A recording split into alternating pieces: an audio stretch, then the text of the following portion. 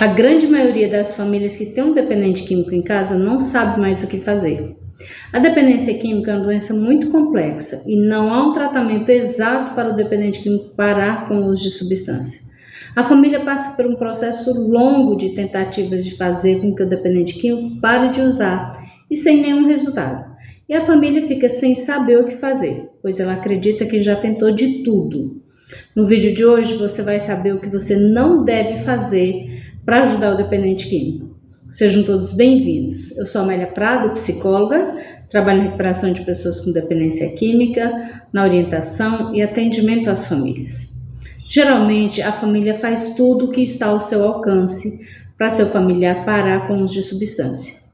E em muitos casos, perdem até os seus bens e adoecem na tentativa do dependente químico parar com o uso. O dependente químico, por sua vez, com a mente alterada pelo uso de substância, não busca tratamento e nem aceita sugestões de tratamento. A grande maioria, quando aceita um tratamento, não quer parar com o uso de substância. Aceita apenas pela pressão ou ameaça da família. Esse é um ponto principal de muitas recaídas e de muitos tratamentos fracassarem. Na tentativa de ajudar ou de proteger o dependente químico, a família acaba tomando sobre si mesma a responsabilidade de toda a vida do dependente químico. E o primeiro passo para ajudar o dependente químico é devolver a ele a responsabilidade sobre sua vida. Eu sei que muitos familiares têm medo do dependente químico e por um caminho errado e se comprometer com a justiça ou com situações piores. E aqui também entra a responsabilidade dele em assumir as consequências de suas escolhas. Se a família resolve todas as situações em que ele se coloca ou evita todas as consequências de seu uso, isso acaba sendo um suporte para ele continuar no uso, mesmo que a intenção da família seja em ajudar. Esta é a primeira atitude para não ajudar o dependente químico. Não se responsabilizar ou resolver as consequências do uso dele, como por exemplo, pagar suas contas, alugar a casa para ele morar e arcar com as despesas, comprar os pertences para ele, a não ser que ele seja de menor. E se for o caso, comprar o necessário, que não seja nada de marca, para não virar moeda de troca na mão dele. Se for adulto, ele terá que se responsabilizar pelo seu autossustento. Claro que aqui eu não estou falando para você não dar o básico, como por exemplo, a alimentação, se ele morar com você. O que você não deve fazer é sentir-se culpada ou responsável pelo uso de substância dele, a não ser que você tenha oferecido substância para ele. O que você não deve fazer? Sentir-se culpada ou responsável pelo uso de substância dele, a não ser que você tenha oferecido substância para a pessoa que é dependente. Porque quando você sente-se culpada pelo uso do dependente, ele percebe isso e usa a sua culpa para manipular e muitas vezes ele próprio lhe culpa pelo uso de substância dele. Seja você mãe, esposa ou esposo, seja qual for a relação que você tenha com a pessoa dependente.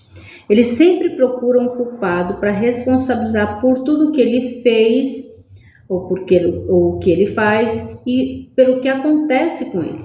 Tenha cuidado para ele não lhe convencer de que você realmente é culpada. Há casos em que ele consegue fazer com que a pessoa sinta que é mesmo culpada pelo uso dele. Como sabemos, sempre existem as exceções. Eu já ouvi, por exemplo, paciente falar que tudo o que acontece com ele é devido ao uso, mas que sua família sempre fez tudo por ele. Claro, isso quando ele está em tratamento, né? Tem algumas situações mesmo grave, quando a pessoa está já num nível grave da doença, ele reconhece que ele é o responsável pelo uso da sua escolha de uso. Também você não deve se deixar manipular pelo dependente químico. Os sentimentos de dó e de culpa e o vitimismo são ferramentas que o dependente químico usa para manipular quem ele quer, porque não é apenas a família que ele manipula até na rua quando ele quer dinheiro para usar substância. É assim que eles fazem quando estão na rua e às vezes usam também o próprio corpo como moeda de troca. Não justificar ou esconder o comportamento do dependente químico na tentativa de protegê-lo das consequências de seu uso. Não pagar as dívidas da pessoa que é dependente, sejam quais forem. especialmente aquelas feitas para o uso de substância. Eu já falei aqui em outros vídeos, mas eu vou repetir. Não comprar celular para ele porque ele vendeu o dele. Você paga R$ 1.500 no celular e ele vende por 50. Celular é o primeiro pertence que ele vende ou troca por substância. Trocam também as roupas, se forem de marcas. Trocam com mais facilidade se forem de marca. Não ir atrás do dependente químico em pontos de uso de substância. Tentar trazê-lo para casa.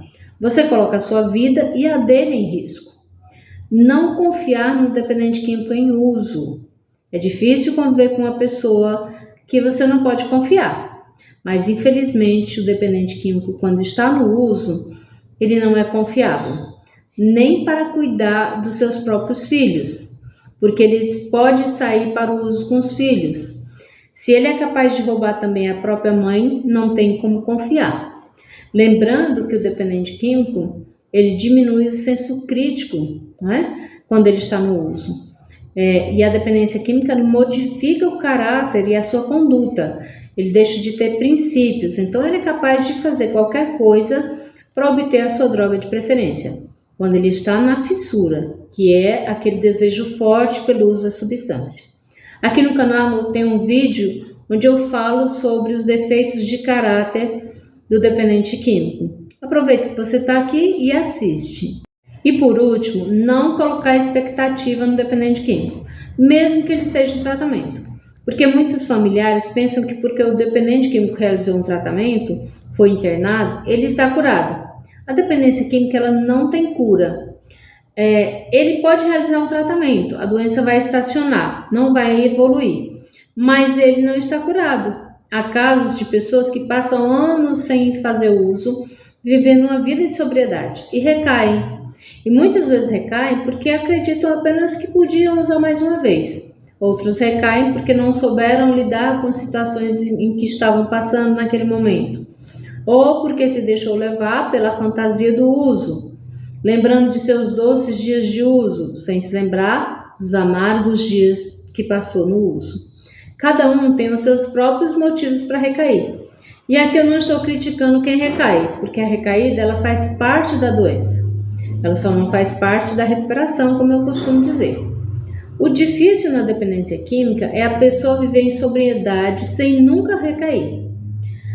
Tendo consciência que a recaída pode existir e não colocando expectativa no dependente químico, você pode aprender a lidar com a recaída se caso ela acontecer, sem entrar assim, em desespero. E o próprio dependente químico, sabendo que existe a possibilidade da recaída, se ele não continuar em recuperação, então pode ser mais fácil para ele retomar o seu tratamento ou entrar em recuperação após uma recaída. Porque tem pessoas que recaem e acreditam que não tem mais jeito, vão continuar no uso. Todo dependente químico tem jeito, desde que ele queira. Tem casos mais graves, mais demorados e mais difíceis, mas não é por isso que não tem jeito. Quando você acreditar que você não consegue mudar o dependente químico e começar a mudar você mesmo, você vai conseguir ajudá-lo melhor. Enquanto você estiver fazendo de tudo para ele parar com o uso, você não está fazendo nada para mudar o comportamento dele. Quanto mais ele sabe que você é capaz de fazer qualquer coisa para ajudá-lo, mais comprometido ele fica no uso, porque tem sempre alguém que vai resolver e assumir as consequências do seu uso. E isso dá a ele uma certa segurança de continuar no uso e continua na sua zona de conforto. Se você não sabe mais o que fazer, deixe de fazer essas coisas que eu citei. Vai ajudá-lo mais do que se você continuar fazendo. Agora eu vou finalizando nosso vídeo de hoje. Não esqueça de curtir e compartilhar, deixe o seu comentário, porque além de ajudar o meu trabalho, isso ajuda essas informações a chegarem a outras famílias que também não sabem o que fazer com o seu dependente químico. Muito obrigada, eu espero você no próximo vídeo. Fique em paz.